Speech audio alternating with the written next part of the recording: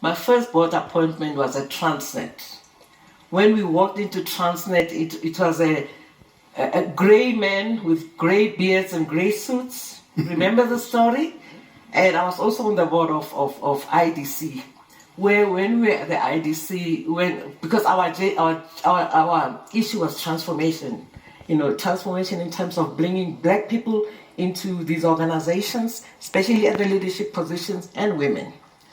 There was a time when we needed to appoint a CEO for the IDC. And the then CEO who was on board, there were two of us who were black women. He looked at us and he saw these women. We so reminded him of his mate, 2 months into our board appointments, he wrote a letter to the minister that I understand what you guys are wanting to do, but I'm out of here. He left. He left his job as a CEO. But we stayed on. But the whole thing was just making sure that when you are in that position, you're a minority, you make the difference. You don't come into the boardroom without preparing yourself. Mm-hmm. You read your board packs and you make sure that you speak. My mantra lately is to the young women to say, fight for your seat in the boardroom. But more importantly, fight for the seat at the head of the table.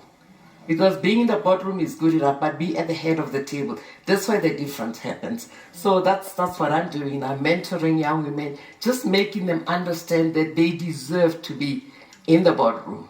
There's an imposter syndrome. No, we're not imposters. We are there because we are educated, we are trained, and we know what we are doing. So that's my journey. It was my journey, still is my journey up to now. Right.